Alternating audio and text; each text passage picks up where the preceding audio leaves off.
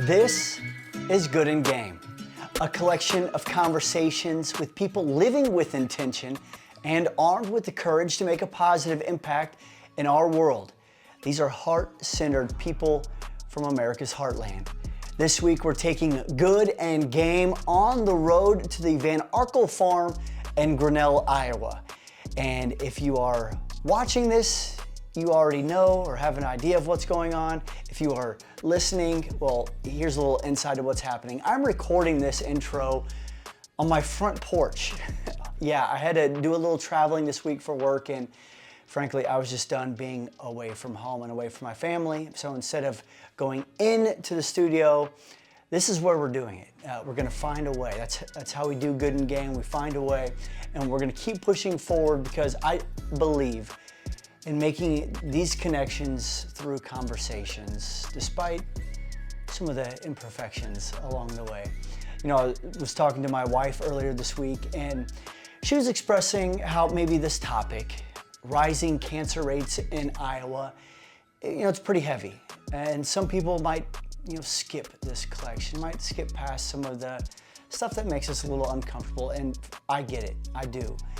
Launching a podcast and almost immediately talking about a cancer problem isn't really the best business move, but that's what Good and Game is all about. It's about connecting to people and their stories, but also for a little bit of personal reflection. The reality is Iowa is in the middle of a cancer epidemic. You heard it from Dr. Deming last week. But some of what is likely causing cancer is a multi-billion-dollar industry in our state. So how does that sit with you? This is some of what I'm experiencing as I have these conversations. What is the best route?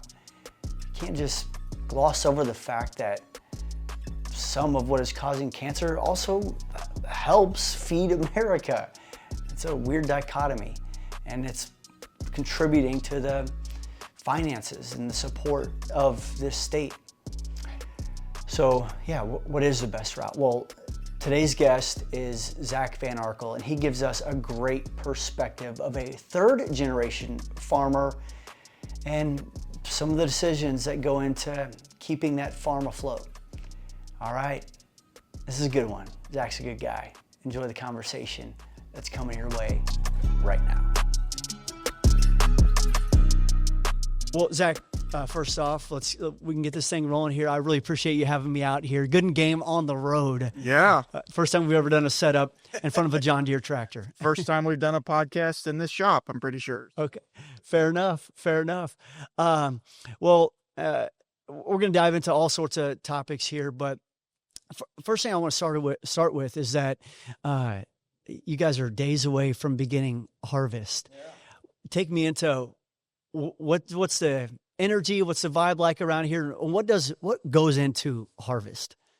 What goes into harvest? So it's kind of like a nervousness, I guess, because it's literally all the work you've done all year is leading up to this point. And then at this point, it's just kind of checking things off the list. We got our whiteboard behind you that's got what we need to do the combines to get them ready, and just kind of checking off things for all the equipment, just what we need. And so that's what we're doing currently. And then it's also kind of wondering what is out there. I mean, we do all these hand checks and go pick ears and go try to count pods on the beans and all these things. And it's like, you never know till you run the combine through this stuff, what it's going to make. So it's an exciting time, but it's also kind of a nervous time, and you're just, anxious and ready to go. And this year's been unique. You guys had a ton of rain early on. And I remember driving through Iowa in early July, and like knee high by the 4th of July. Okay, it's like hip high by the 4th of July these days. Yeah. And this year's they were like 7 feet tall. I mean, what a year. Head high by the 4th of July. Yeah. It's been, I've known that saying my whole life, and it never really rang true. But even this year, I mean, it was, what do we have, like record rain in July, I think. And it's just kind of an odd year, but the last couple of years have been kind of dry. So I think the soil really accepted the water, and we didn't have a lot of problems as far as all the rain that we got. So we're kind of sitting in a pretty good spot, and I'm excited to see what's out there. The cool thing about being out here is that I was able to get an opportunity to go around the farm a little bit and see Yep. what's out here and see the work that you all have been putting in. And I didn't get my hands dirty at all today, No but dirt under the fingernails. yeah, it was nice being out here. And that was one thing I wanted to do with this conversation is I wanted to be out here and to see a little bit of what you all are doing. And we're going to get into some of the conservation practices that you all have taken on to be good stewards of the land, if you will, over the years. But let's go way back. Like, how did you get into farming? Huh. I guess So we I guess can, I'll say we can go back as far as you want. So some of my earliest memories are actually, I guess, working with livestock. So that's kind of the natural progression, I think, is, you have a few chores out on the farm, and I can tell a few stories about that, I guess. But it's, I'd come home from school. We never really were like the wake up super early type, but but I would have chores when I got home from school, and so you'd get those taken care of, and that's kind of where it started, and then it's kind of ingrained in you. I guess it's just part of you, and then as you learn to drive and such things like that, you get put on. I think every farm kid has raked hay in their life. It's kind of their rite of passage to drive a tractor or picked up bales. It's kind of like you're in an open field and there's not a lot that can go wrong. You just go pick up a bale and take it back to the stack, or you're raking hay in an open field. Not a lot that can go wrong. So I think that's kind of the rite of passage. And then from there, it just continues to get more and more complicated. I mean, the machines we have nowadays, there's a lot of electronics, and that's getting kind of off subject, I guess, but it's advanced even just in my lifetime, in my short farming career. So, tell me a little bit about the history of the land we're on right now, and how it got into your family and how it's progressed. So my grandpa was he born in 1921. He bought this farm in the 50s, mid 50s, I think, and I think he was living in the Colfax area at the time, and they actually drove cattle from Colfax to this farm to kind of start their farm. So he and Grandma got married, I think, in the 40s, and then they bought this farm together. So so they lived here since then, and then Dad and my mom actually moved here, and they live in the current house that's here. And so that's what we were talking about earlier. Is Dad's lived on the same property his whole life, because when him and Mom got married, Grandpa and Grandma moved out, and Dad was then in charge kind of the livestock here on the property. So, and I grew up here, and now I live kind of closer to town, but it's still home. So Your grandfather buys, what was it, 200 acres around here? Yep. So buys the 200 acres. What has it kind of evolved into now? What are your guys' stats? Yeah, so 200 acres, and I'd say we're about 10 times that now. So it's interesting to me. You talk about century farms and stuff, and so we won't be a century farm for another couple decades here. So we've seen a lot of good growth, and it's been sustainable growth. I think it's kind of a lot of the farms that we farm are owned by family, and so they have a lot of appreciation for us farming them, and it's just kind of the legacy and the heritage of the farms. And I think that's what kind of holds us together and what makes our farming family unique. What does it mean to you to be a farmer? I've thought about this a lot, actually, and it's like, at the same time, I can answer that with like, why do I farm? Like, what does it mean? Why do I farm? And I think honestly, those words that I just use is like legacy and heritage. It's almost like you want to do this to make your ancestors proud. I mean, it's like one of the oldest professions. It's one of the oldest, people have been growing crops since people have been existed. And so it's something that I think you're really connected to as growing up on the farm, and you're just connected to the land, you're connected to the ancestry, you're connected to all those things. And I think that's why I do it. I think it's, yesterday we went for a walk just down this road right here with my two boys, and I just thinking like, this is living. This is the way it was intended, to walk down this road and see them throwing rocks into the creek. And that's what I think is why I do it. So yeah, just that thought hits you, doesn't it? Yeah, I mean, to see that the boys are 6 and almost 3, and not a care in the world, but just enjoying the walk with Mom and Dad, and enjoying the same farm that we've been on for a going on 70 years. So Do you ever think about how many rocks you threw into that? it's interesting. It's a common walk as we'd walk Yeah. down to the bridge and throw rocks off the bridge into the water. And it's, how's that entertaining? But it is. And so there's a railroad track too. We put coins on sometimes and try to find those smashed coins from the railroad. And it's, it's something that connects you. And like I said, it's a legacy thing. It's, it goes back a long time and you want to make those people proud. I think that's a little bit of what makes everything so complex about some of the topics we're going to talk about here in a little bit, but farming in general and just how it's changed over time, because it is important to keep that legacy piece. Yeah, for sure.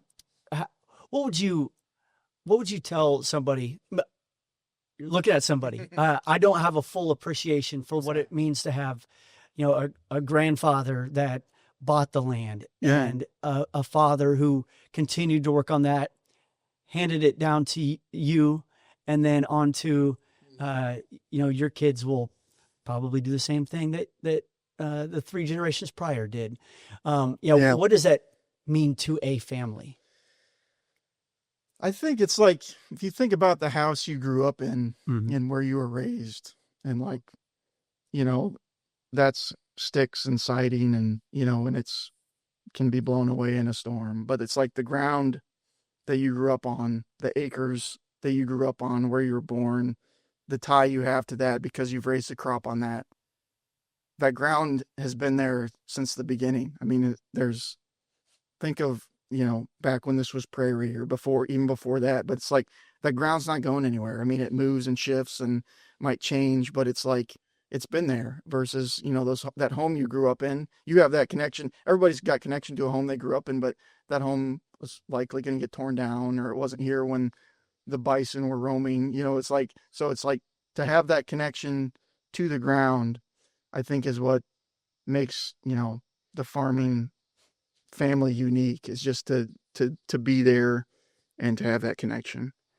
One thing I was even thinking about this weekend was, sports. You can learn a lot through sports, and the trials and tribulations of you have an injury, but how do you come back from that injury? Or you're faced with adversity in a game, but how do you how do you come through it on the other side? When it comes to farming, I mean, probably can't even put a number to it, but what are some of the life lessons that you have learned working on a farm? Or even, I mean, it's probably hard to even I boil think it down. One of the easiest life lessons that you learn right away is that you're not in control of everything. I mean, it's like you're at the mercy of the weather, of a lot of things. I mean, it's like you can set the crop up or you can set the animals up the best you possibly can, and something's likely going to happen that is not, positive for that crop or positive for that animal, and you have to react, and it's like that's not in your control. So that's early on you learn that. I mean, it's like you have a pet or something and you lose a pet. It's like you did everything you could to save that pet.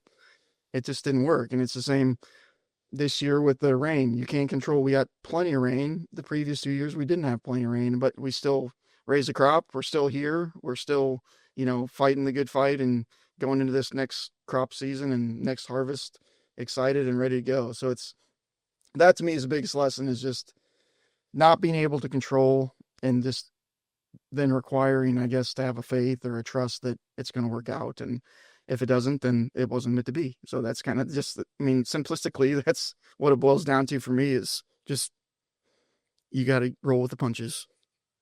I appreciate you setting the groundwork a little bit for this. I think it helps to know the person behind the farm equipment and the corn rows and all that stuff. But you're saying you had some chores after school back in the day. What were those? So we had a hog building here north of Dad's house that I remember when I was old enough to carry a 5-gallon bucket of feed. Just say it weighs 25, 30 pounds. And once I was old enough, then the challenge was to have 2 buckets and as one was getting filled by the auger, you'd carry that bucket as fast as you could to the end of the building and dump it in the feeder and then bring it back and switch them. So, and then there's like it likely could have been replaced by some type of auger technology, but it was part of the challenge, And so this is that's why they say, maybe farm kids have a little more strength Well, I would say the onset, but it's that was the challenge. You went and played college football for a reason. I mean, Yeah, I can did. see some of those. When it's funny you said that. So I was talking to somebody the other day about just some of the workouts you do, workouts on the farm, and it's like square baling hay is there were so many workouts we did in the weight room that tried to simulate what we did just square baling hay. And so it's core strength and all these movements. And literally one day we're in the weight room, we're swinging a sledgehammer, hitting a tire. And it's this is a workout, it's something you do in the shop or that's just what farmers do. And so it's those workouts that, so I think that's why some of the farm kids originally, before all this lifting started happening, those are the ones you looked out for on the football field or wherever you're wrestling mat where you were playing them. So it's just a ironic thing to me that, that those workouts came back, I guess. Oh yeah. Yeah. Rocky was just simulating what, punching people in the Midwest punching the meat in in the locker. Yeah. So, you end up going to Central College to play football. Yep. Tell us a little bit about that experience. Yeah. Leaving home and going to play college football.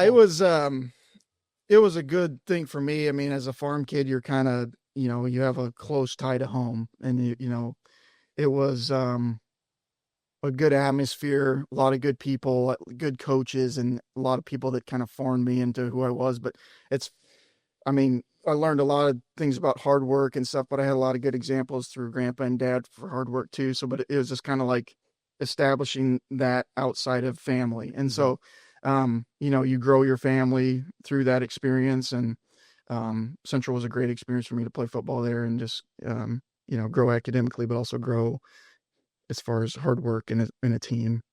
And then you went from there to Iowa State. So did you get your undergrad at Central? Yep, got an undergrad at Central and then got a master's at Iowa State in ag engineering. And so then after Iowa State, I went to work at Vermeer for a few years and back in Pella, and had a great experience there. Learned a lot about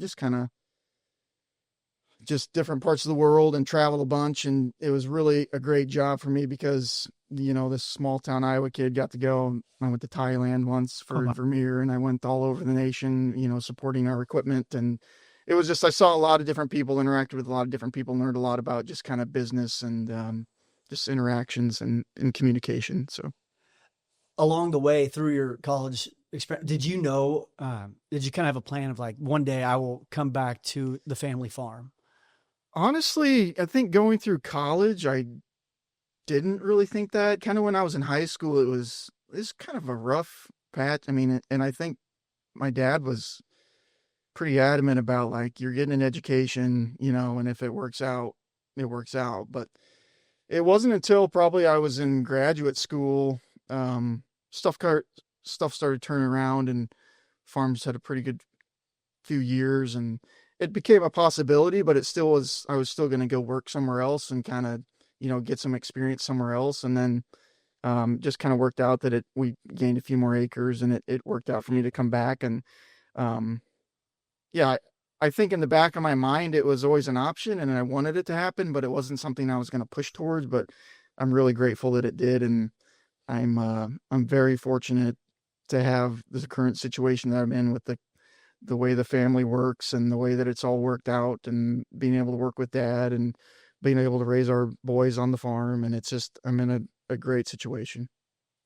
I wanted to hear a little bit about the Thailand experience and what happened from working at Vermeer. I mean, what were you even doing in Thailand? Yeah, so I was... and what is Vermeer for the folks that maybe so Vermeer is don't know? They started actually as an agricultural equipment manufacturing company there in Pella. And then they kind of branched off of that into construction equipment too. So what I was hired on as is they called us a product specialist. So with my engineering background, I was kind of able to apply those products that they created and go out into the field and help the customers start those machines and help them understand how this machine might work, or given these ground conditions, how you might change your practices.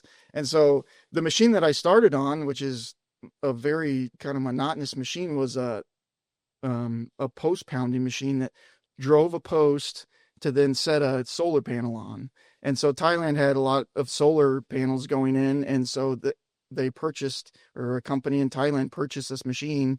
No one has seen this machine before. So guess who gets to go teach them how to use this machine? And so there's obviously a little bit of a language barrier, but it was like, yeah. So I'm like, I don't know, what was I, like 20, mid-20s, just like by myself. I get picked up randomly at the Bangkok airport by this guy I've never seen before, like trust that, this is the Vermeer Thailand guy. And it was, yeah, quite an experience. But like I said, it was so good for me to just like go out and travel and do some, interact with those people. And I mean, that kind of turned into, also I got to do some sightseeing and stuff. So it was a great experience. And I think, I thank Vermeer totally for what they provided for me and what they, the ability and just the resources they gave me to go do those things. So how long were you there? 3 years. I worked at Vermeer 3 years. Whoa. Yeah. Okay. Yeah. So it was, I mean, you were there. That's a so we were, thing. and we got, Immersion. got comfortable enough. You knew, like, so Vermeer has a dealer network in the United States that you worked with. And then they have I think even since I've left, they've grown internationally. And so, yeah, it's just it's a very great company and they're growing quickly. And I mean, a lot of guys, it was kind of a joke that there was a Central Football connection because there was a lot of Central Football players that had kind of a similar job that I had, but it was just like a, personable guy, and you just travel and meet people and just kind of go with the flow. I mean, there's a lot of times where you just gotta, parts didn't show up or something. So you just kind of go meet some other people. And so we had a great team of guys, and I will look back on that for a long time and just, like I said, be very grateful for that experience that I was given by Vermeer. So, wow. Okay. Yeah. That is a once in a lifetime experience. I mean, that's, in your 20s, were you single at the time? I was single. Yeah. I No mean, connection. I mean, it was like, I was gone probably sometimes 3 weeks out of the month. I mean, just traveling, and come home on the weekend, do my laundry and pack back up and go to the airport and fly out the next Monday. And it's just like, but it was awesome. I mean, I loved it. And it was a great experience. So you were flying back and forth. Yeah. You're flying out of Des Moines, you're always making a connection somewhere. So it was either you go to Denver. I flew United a lot. So it'd be Denver, Chicago, and then Chicago to wherever. And so, yeah, we gained a lot of segments, I guess, and we climbed the United, pretty quickly. But so it was a great experience.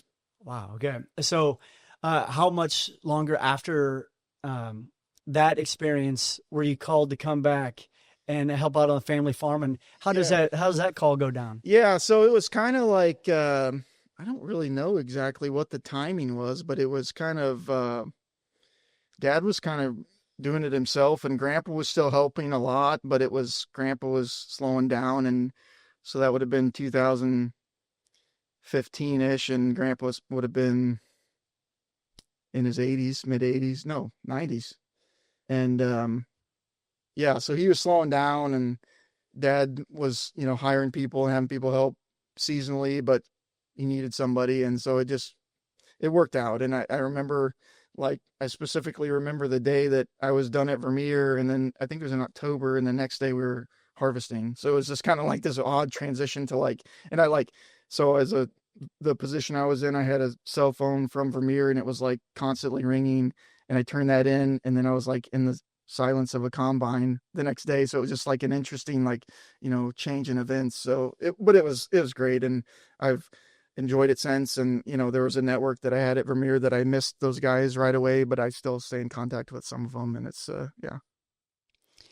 That transition, you get back onto the family farm. What, besides maybe the slower pace, if you will, and maybe some additional silence, what were some other things that really hit you about being back? Yeah, I think just kind of the challenge of, Vermeer was such a big company that it was like, if I made a mistake, there was a pretty good financial cushion, below you that, Yeah. versus here, it's like, if something happened, you're the end, like you're the end all. So it's like, if you made a mistake, it was you, but, um, we still, I mean, it's like I said, I'm very fortunate in the position I'm in and with the family that we have and with dad and stuff. It was still, still had room for error, I guess, but it was more so like going from working for a large company to like sort of being self-employed and like, you know, you're making the decisions like, what do we need to do today? Like what's the most important thing to do today and how do you improve from here? I mean, it's that simple, I guess, but it sounds simple, but it's a complicated, something we do every day. I'm curious, as a young guy, I guess, how old were you when you came back to the Yeah, farm? so I would have Late been like 20s? late 20s. Yeah. Yeah. So late 20s, you come back on the farm. Was it one of those things that, like, you kind of get into the harvest, you're like, all right, I know what we got to do.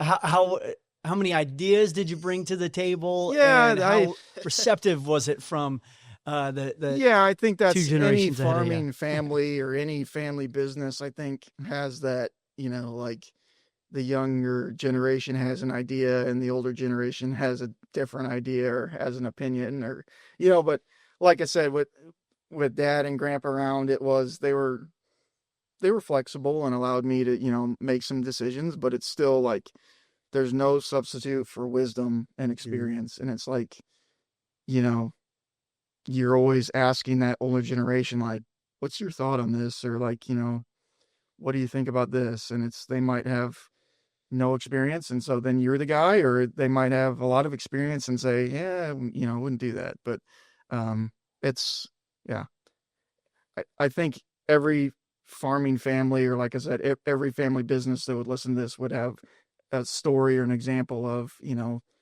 a generational, if maybe butting of heads, I guess, but it's all good.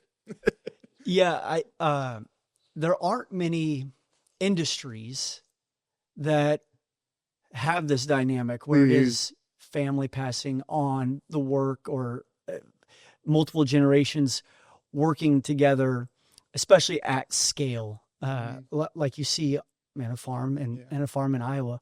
I mean, how many?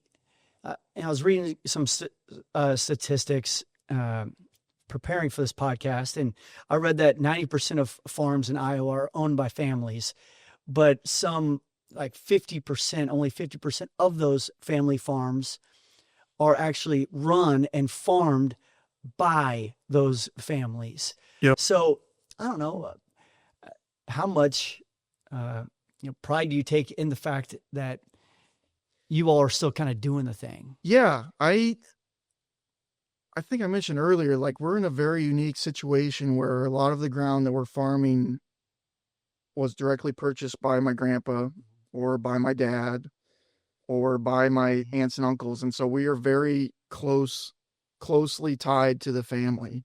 And I think the closer you are to that, the more you have, I guess I'll call it responsibility, or feeling of responsibility for the management of those acres. I think currently in the ag industry, there's sometimes a disconnect between maybe like the landowner and the operator that's on that ground.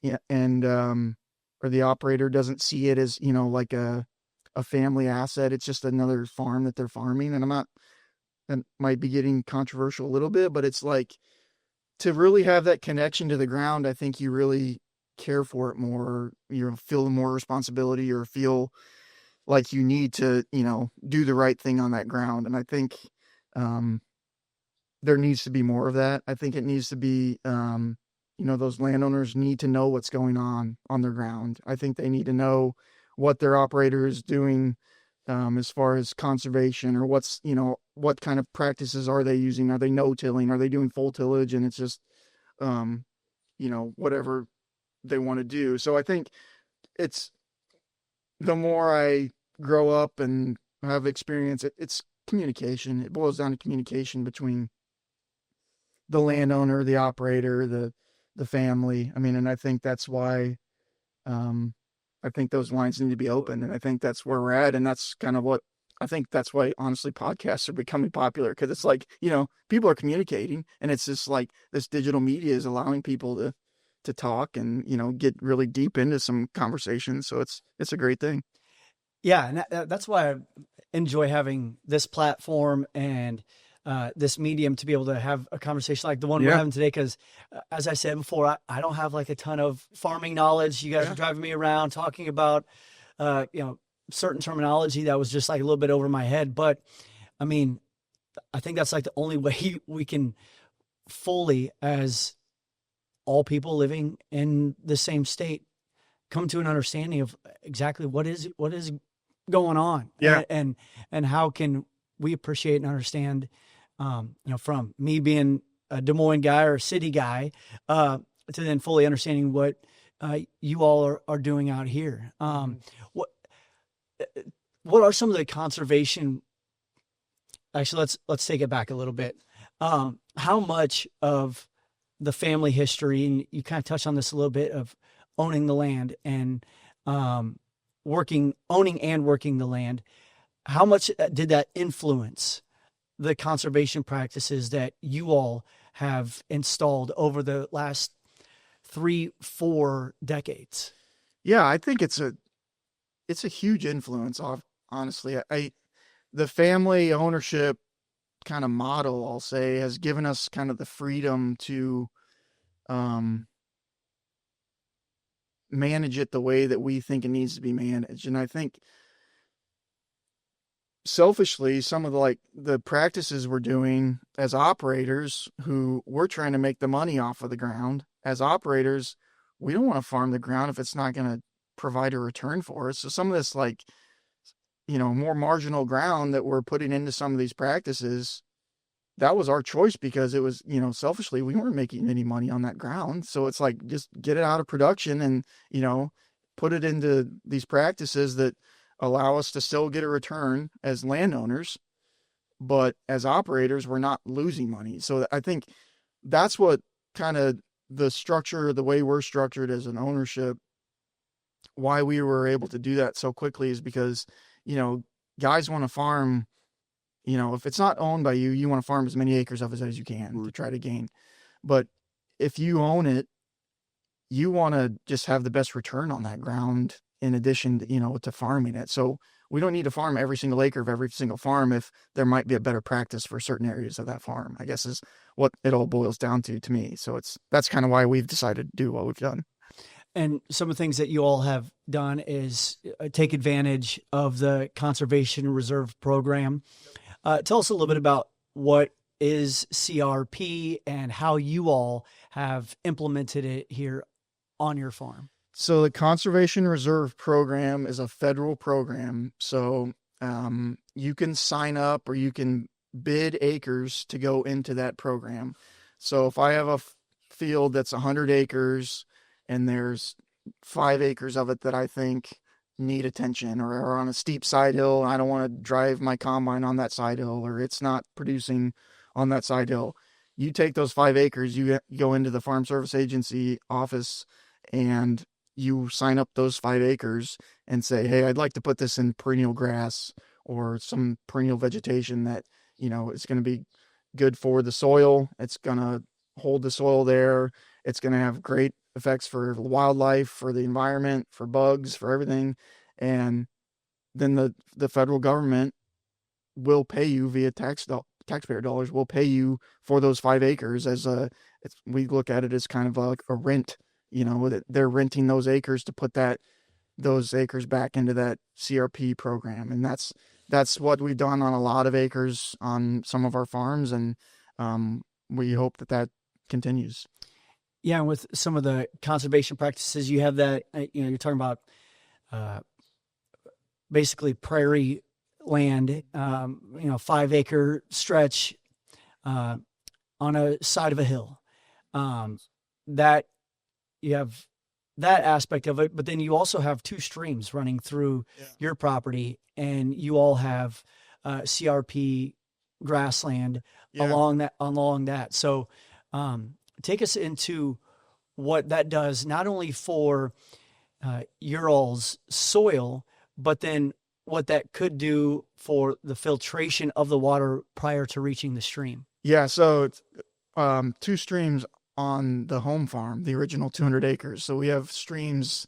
We're kind of a rolling. East Central Iowa is a very rolling, landscape. So we have a lot of streams. I'm trying to think. We only have a few farms that don't have a stream, to be honest. So, but yeah, so kind of what we've done is on all these streams, we put a filter strip or buffer strip. Not sure what the correct terminology is. We've called them filter strips, but so along those streams, there's a filter strip, that the idea being water that's coming down that slope before it gets into that stream is then filtered before it enters the stream. And so, hoping to clean up the water, clean out, if there's sediment or, other nutrients or whatever's in that water that's flowing down the stream, those perennial grasses and vegetation along that stream will then filter that water before it gets into the stream and hopefully be a cleaner output at the end of, where the stream goes to. Yeah. And these practices have, by all indication, have seemed to work when it comes to, studies around the water. Yeah. And so that's positive, and that you all are participating. Yeah. So we were I think Dad would probably tell you that some of the reason we wanted to do that originally too was because we were seeing erosion next to the stream. So when you're driving a combine next to that stream, and you see this big gully, you don't want to, that could tip over pretty easily into there. So it's like, that was, kind of self-serving in that, but in the end, it was, you kind of look at it and it's like, this really makes sense, to try to filter that water. And I know like Minnesota has a buffer program that's like, I think it might be required, honestly. That's like, I think 50 feet on each side of every stream is required to have a buffer. Iowa is not required, but I just read that, Mike Nag, Secretary of Ag, he announced a program for these buffer. It's a state-funded buffer initiative next to these streams. So, I mean, it's gaining popularity, and I, like Dad said earlier, I think that's the one program we really hope doesn't go away. I think that one makes sense the most. I think if you just looked at like this area along streams, and if we could just cover that for 100 feet or whatever, like the amount of area that would be covered, that would make a big difference, I think. And it's something that, I'm sure there's probably models out there that could tell you how that would affect it, but it's kind of a systems approach too, to, we have those buffers and filters, and we have these side hills that we cover in, if there's steep slope, that we put in CRP just to reduce erosion. But also, I mean, every acre that you plant, we haven't talked about this yet, but cover crops is another program that's gaining a lot of popularity in the state and the nation. I think if the more cover crops we can get on the ground, the more that's going to help in water quality and soil health and soil quality. So, all right, take us into what cover crops are. Yeah, so cover crop is, at the simplest form, the idea is to have a living root in the soil at all times. So like during the growing season, the living root is the crop root, but during the, after you harvest, to try to get a plant going and using that energy from the sun to grow. So we use, after corn harvest, we will spread cereal rye seed into our corn stalks. And if they get a little bit of rain on it, it will grow. We're sitting in our shop. We were doing some testing right out here in the shop, and cereal rye landed in the crack of the concrete, and it got a little bit of rain on it, and it grew in that little crack. So it's an incredible plant, and the root system just explodes, and it's very fibrous and does a lot for compaction, and it holds the soil together so well.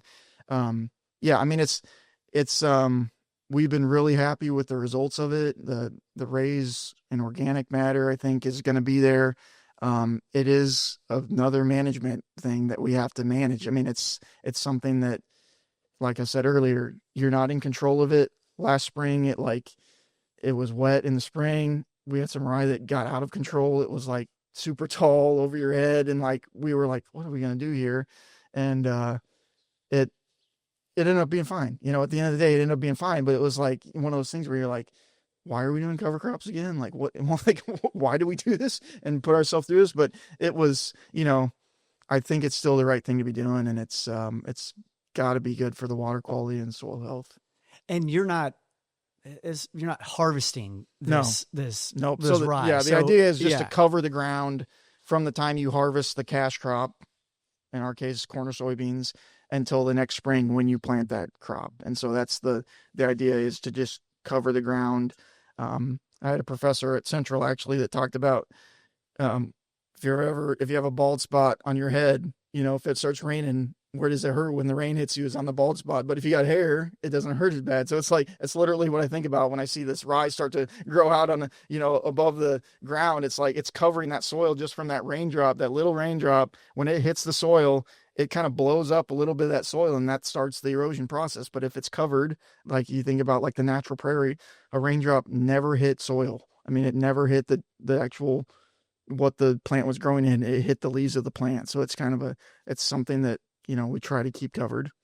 How many, you may not even know this number, but how many farms in Iowa, I believe like 85% of the land in Iowa is farmland. How much of that 85% would you say uses a cover crop? Yeah, I think it's a pretty low percentage. Okay. I don't know exactly it. I know, so I serve on the county soil and water conservation board, and I know we've seen growth each year, but it's still a very small percentage of the, you know, what the ground that's farmed in the county. So we're growing. I mean, we're trying to gain it, and it's like, we want it to be a voluntary, you know, decision. Like we want you to see the value in those cover crops. And it's like, you have one bad year with the cover crops and you get a bad taste in your mouth. You never want to do it again, but it's kind of a long-term, you know, approach where, you know, down the road, you're going to see those benefits. And I think, like I said, with our structure and our ownership, we're seeing that because, you know, we have the security to know that we're going to be farming that. We know we're putting in the investment with these cover crops to know that, you know, it's going to get better down the road, versus somebody that might just have a renting arrangement. They don't know if they're going to be farming next year. So what's their benefit to, you know, trying to, you know, put cover crop on it and grow that organic matter or grow the soil health. It's kind of and that's where I think, you know, where the communication and where the problem maybe lies in is, you know, we need those landowners to see the value in growing those things. And so one of the things that you all have seen from that is, you know, all of these conservation practices have been kind of win-win. It prevents the erosion. You all have been studying and testing your soil, and you guys have seen improvement. In your soil. You were talking about some of the matter within the soil. Organic matter. Take us into the organic matter. Yeah, so this was just a test that the local co-op did, and I guess I never really saw the results, but he said that our organic matter was the highest of once the certain quadrant or something where they did the testing. And I mean, it makes sense that, you know, if there's that rye residue or corn residue that we're not tilling, like if it's in that soil sample, that's organic matter. But you know, it's so hard to test that and, you know, to know that what you're doing is making that difference, but you got to look at it and, you know, it's like one of those things that you just kind of know, you know, it's like you can put tests to it, but it's like, you know, it's got to be doing good for it. It's not like, you know, I'm not really articulating what I'm trying to say, but it's like, you know, it's like,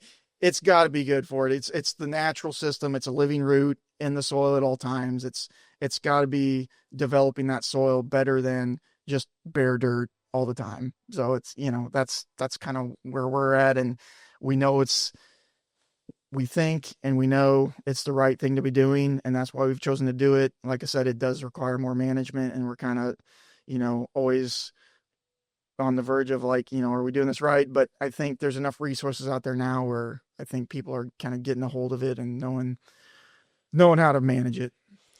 You were mentioning about part of your role with the Soil and Water Board. You want it to be for farmers. You want them to make the decision. Yeah, voluntary. You want it to be voluntary. Yeah. So that's where the incentives come in. Yeah. How do you guys, or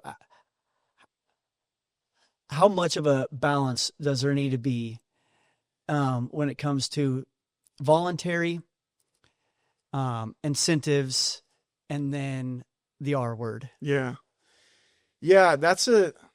I mean, I've thought a lot about this, and it's like philosophically, like you don't want to be told what to do, but you kind of want to guide people to like make the decision that's right for the community, if that makes sense. Like, like, yes, it is.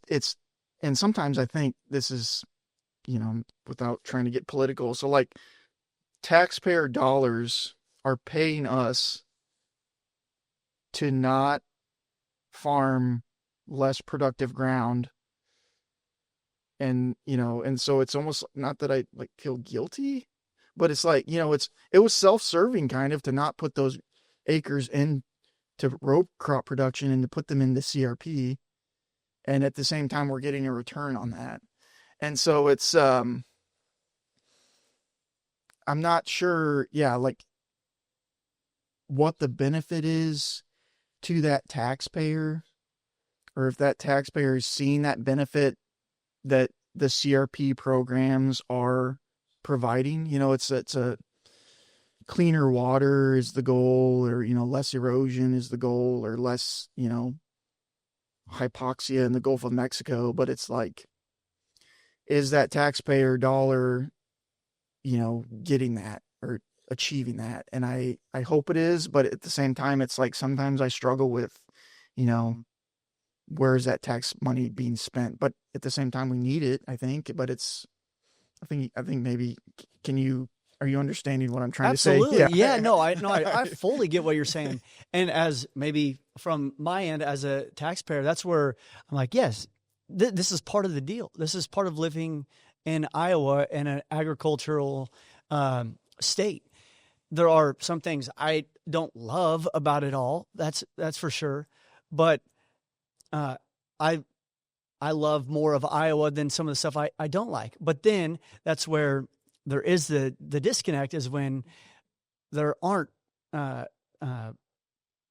farmers or corporations that are playing along with the folks that live here.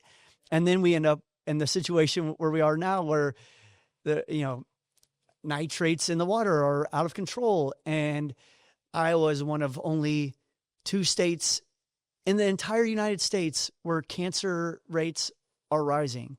And kind of like, as you were saying, there is research being done on this right now, but you're talking about like, I don't know for sure if there's a connection here, but it would tell you that if the water isn't hitting the soil, it's probably good for the soil.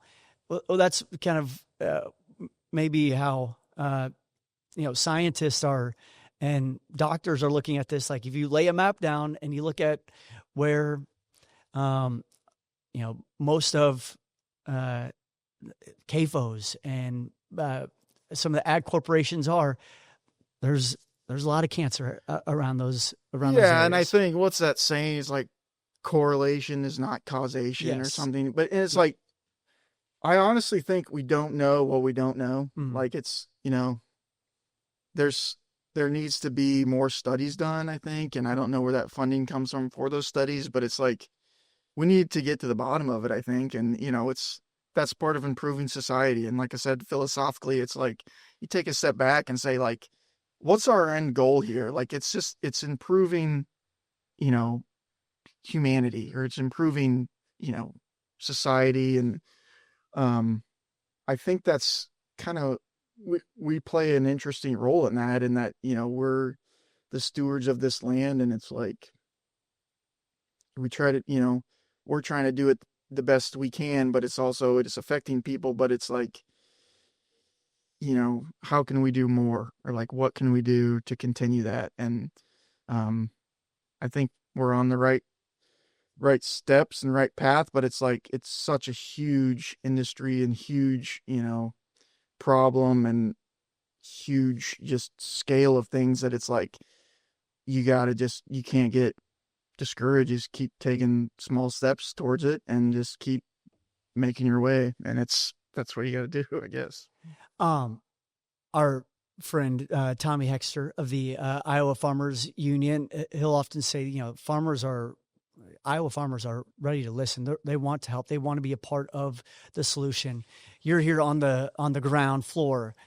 How willing and receptive do you feel like Iowa farmers are in trying to be maybe turn to like a proactiveness in the conservation of the land and the water and the air in our state? And then, let's maybe just, I guess, sorry, I didn't mean to jump in there. And then at the same time, is there a need from farmers to the general public of understanding of like, hey, if we're going to do this, we got to have this as well? Yeah, I think at the end of the day, farmers are business people, trying to make a living. And so it's difficult to, have somebody, and that's where we talk about like if it's required or like come in and say like, hey, this is what you're going to do. And, it's like, and if that's not good for your return on your acres or on your farm, that's a difficult conversation. And so I think farmers are receptive if you can show them the data to say like we said, you got yield maps and you see for the last 10 years, this area of this farm has not, given you a positive return. Even when corn was $7, you only yielded this, and it, that area of the farm did not provide you a return. If you can show them that, I mean, farmers are smart guys, smart women. They know, like, yeah, obviously, like, it would make more sense to put this in some type of prairie strip or something where you're getting a return. But at the same time, like I said before, a lot of farmers are stubborn too, in that they don't want to be told what to do. So it's like you kind of got to guide them towards the right answer. And so I think people are receptive if you can show them the data and show them what, how it might help them. But they need to be kind of pushed in that direction. I think we talked a little bit about this earlier too. It's like, so when people say a farmer, I think of the operator that's in charge of planting the crop, spraying the crop, taking care of the crop during the fertilizing, harvesting. Like that's the farmer, that's the operator. To me, the conversation a lot of times needs to be shifted to the landowner to say, go to the landowner and say, after this huge rain event in the spring, we saw, all this erosion. And the landowner would say, like, I don't want that as my legacy. Like, this is a farm that I inherited from my grandpa, or I bought, and, I want this farm to be taken care of. Like, to me, the conversation needs to shift there to those landowners, and the landowners need to say like, yeah, it does make sense. Like, we need to be putting some of these practices on the ground on my farm. And that's, if the landowner saw that and, and were aware of that and said that to those farmers or those operators, the farmers and operators would do what the landowner wanted done. Like they want to keep operating those acres. They want to do that. So I think if the landowners became more involved, and helped in some of those management decisions, I think it would gain a lot of traction. But I mean, at the same time, some of the landowners, it's like an investment to them. It's a property that they get a cash rent check for. So it's like, where do you,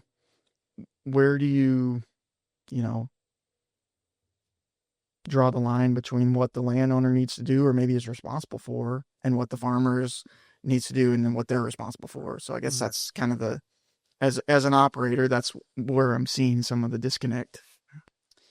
No, that's really good insight. We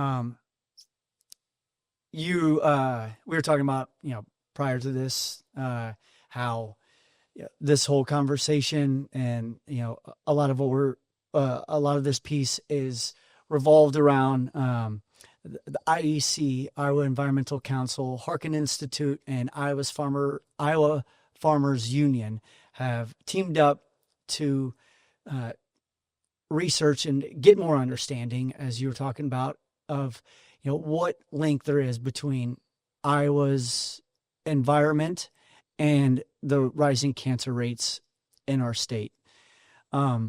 As a farmer who is seem to be receptive to a lot of what's going on. I'm game. Yeah. I like it. We'll put that in the next promo. How do you think about that and the impact that the environment is having on Iowans' health? How does that hit you? As I said before, I think there's a lot that we don't know. I think it's, I think 10 years from now, 5 years from now, we'll know a lot more of what we do know. But I think at the same time, there are some things, that we are working with that are unnatural. Like it's not something that would naturally go into the soil. Like it's used for higher production of a cash crop. Mm-hmm. And I think some of those things, maybe need to be studied further, but I'm not trying to like point any fingers or anything, but it's like I said, it's just, to me, there needs to be more studies done and to fully understand what we're working with. And I think, like the chemical labels like need to be followed. I think there's, sometimes there's a lax kind of feeling around those. And I think they really do need to be followed. I think, just safety in general needs to be, farmers maybe have one of the most dangerous jobs. It's a little more cushy now in some of the cabs of these machines, but, my grandpa's generation, my dad's generation had a lot of, interaction with stuff, or just even mechanically and, chemically that, we've gained a lot on, but I still think there needs to be a lot of research done to improve that. And I think that, we just need to continue down that path and not allow, profit to get in the way of, people's safety, I guess. A couple of the recommendations, there was a report that came out earlier this summer, the CISRA report, a comprehensive study on the water quality of the Des Moines and Raccoon River, meta-analysis of a bunch of studies, kind of all put into one place. And some of the suggestions that were put out there were, making sure that there isn't an over application of nitrogen. How do you all balance the application of nitrogen? Yeah, I think that the technology there is really gaining steam as far as like a variable rate application, and in those areas where that the soil is really fertile and can pump out huge yields, that's where you put the nitrogen, because it's going to get soaked up by that plant to produce, versus like on some of these poor soils or sandier soils that the water might run through more, you might not want to apply that much. So I think that direction and the variable rate stuff, I think, is really, gaining ground and gaining popularity. And that's how we try to manage it. It is still, it's just another thing to manage. And it's like, but I think as farming professionals, it's something that we need to do. And it's, instead of a broadcast application, you are looking at trying to hone in on those areas and trying to model and see exactly where, where you can put more, where you need to put less. And I think that's kind of how we try to management. I'm not saying we do that perfectly all the time, but it's like you're working with a natural system that you're never in control of, like I said before. So it's like you try to do the best you can, set up the best you can. And, like, for example, this year with all the rain that we've had, we know we lost a lot of the nitrogen that we put down because it's water soluble and it just probably didn't make it. So but that's, we put stabilizers with it and, things, but it's just, you can't control it. So at the end of the day, you're just trying to do the best you can. Another one of the suggestions was a map of the tiling. I know you all put your own tile onto the land here, have for, I imagine, several decades.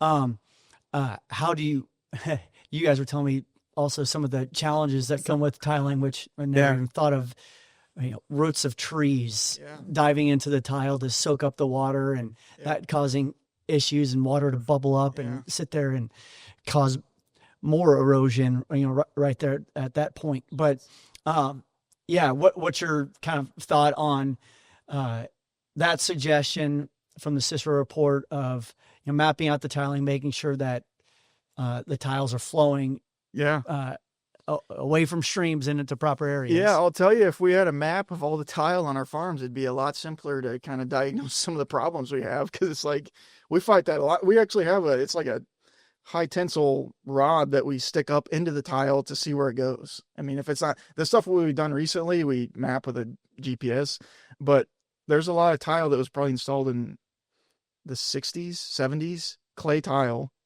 that is still working.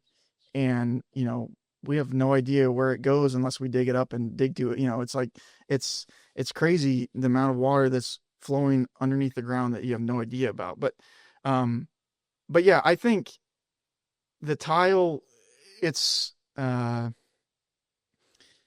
no question to me that tiling improves our yields. If you can get that water out of the soil and have a more, aerobic soil with more air in it and it's not waterlogged. I think if there was, if we were required to map those tiles or, report where we did it, honestly, I wouldn't have a problem with it, because it's what we should be doing anyway. And it's like, but to regulate what we can tile might be a little bit of a stretch, but it's, yeah, I mean, I can see both sides of that argument, because like I said, we've seen places where we've tiled that, you'd see a 40 bushel difference in corn yield if you did tile it. But you don't want to be told that you can't do that, because like I said, we want the best return we can on that farm. So I guess I don't know if I answered your question, but no, you gave some insight there, and I maybe should add in here, like, you aren't the the farmer president, you're not the the voice of every farmer in Iowa. So I don't want to put that pressure on you. This is really just trying to understand some of the information. And you hear scientists talk about tiling. Okay, what does a farmer say about tiling? Oh, yeah. So that's what I'm kind of trying to understand here. Tiling, like with big horsepower tractors and self-propelled tile plows. I mean, it's like you can install so much tile, and it's a proven good investment as far as yield. Like, it will bring your yield up for sure. But at the same time, I can see how a tile line would give those nitrates a fast pass to the creek to then get into the creek. So it's like we talked earlier about saturated buffers. There's an idea where you take that tile line, you intercept it right before it gets to the creek, and you send that water sideways parallel to the creek. So then it kind of filters or buffers into the creek, and it gets filtered before it enters. So those are the kind of, and like a bioreactor, which is maybe you've seen pictures of those, where it's like the tile water dumps into basically a tub of wood chips that's supposed to denitrify that soil or water, sorry. And then on the other end of that, the water coming out has less nitrates in it. But I mean, I hate to venture how many tile outlets we have on our farm that would require one of those, reactors to try to impact that. I mean, it'd be probably in the hundreds. I don't know. So it's like, you're talking multiple thousands of dollars to install those. And it's like, and that's just us, that every farmer or every farm has tile on it and an outlet into a stream somewhere that is, allowing those nitrates down. So that's an area where it's like, I can see both sides of the story and, argue both sides, but it's like, I'm, as a farmer, as a business farmer, we're going to probably keep installing tile where it's needed because we see that greater return. So. Yep. No, I get it. You guys don't have livestock, or not much livestock. We, my wife and I have sheep. Okay. It's kind of it's a hobby that got a little bit out of control, I tell people, but so we had all these barnyards that we were mowing, and now we mow them with the sheep. Yeah. So I love that story. Or it might've been, was it during Truman's time at the White House when they had the the sheep on the lawn of the White House. Have you seen that picture? That Oh man. I don't think it might have been before that, but anyway, that's like I Maybe. love that story of Yes. like these sheep like mowing this like obviously like very pristine lawn of the White House. It's like pictures. But anyway, so that yeah, I so can we have see that sheep. being during his time because Yeah. he was a farmer, Yeah. but then was surrounded by a bunch of city presidents. Yeah, so that, like I said, that's how, and it's, so they have lambs in the winter in February, and we're not doing anything in the fields, obviously, when it's frozen. So, that's a good kind of balance of labor for me, and the boys love having the lambs, and Grace likes helping with the lambs too. So it's a good thing for us. We enjoy it. Yeah, nice. You guys used to have pigs and cows on the land. One of the things that another suggestion was, the manure of, especially in the CAFOs, regulating or monitoring the manure, not just letting it seep out. What would that even look like of, bringing in massive amounts of trucks to scoop up the manure? Yeah. And that sounds like, Yeah. So I interesting think, work. so like a CAFO being a confined animal feeding Yep. operation, correct? I think it comes down more to like, testing and knowing what you're putting down. So we use chicken manure on some of these farms, and I've told people I kind of like that because it's like we will deliver corn to that chicken farm. Those chickens eat our corn with some other products in their feed, and then that chicken manure or that corn that was processed through the chicken then gets spread back out onto our farms as a product for a little bit of a fertilizer. circle. Yeah, circle I mean, life. it's like it all stays within 10 miles Mhm. versus like some of this fertilizer is coming up the Mississippi and getting, trucked in to then be spread. But I think as far as, and I'm no manure expert, but I think there just needs to be more of a, maybe not regulation, but like an idea to know like what you're actually putting down. Like I feel like sometimes people just like put manure down just to get rid of the manure. And I think it gets over applied sometimes, but we're seeing right now is, fertilizer prices have gotten high enough where people are like really seeing the value in that manure. So they're trying to like really specialize and put even variable rate, manure. And so I think we're going down the right path in that to say, here's what we're actually putting down per acre or per, given your unit. And can we, really know what we're putting down and what's the healthy amount to put down? No, that's good stuff. Obviously laid out a lot here. I appreciate you kind of helping dumb it down, if you will, for a guy like me. Kind of understand that incentives will drive some motivation of farmers. We know that farmers don't like regulation, and so I guess just kind of knowing your background, knowing what farmers face, what everyday Iowans face, what if you had kind of like a magic wand, or Secretary of Ag Neg comes to you and says, "Hey, what's like the one thing or a couple things that needs to happen in the state of Iowa to make sure that we're all doing this for the greater good, that we're looking big picture"? How do you what needs to happen? I think the communication needs to improve. Like I said, between the landowner and the operator, and then the operator and the, governing entity, whatever that may be, whether it's Iowa Department of Ag and Land Stewardship or the federal government or, Farm Service Agency, I guess, via the federal government. But I think those lines of communication need to be open and people need to know what, here's your baseline, here's what's happening.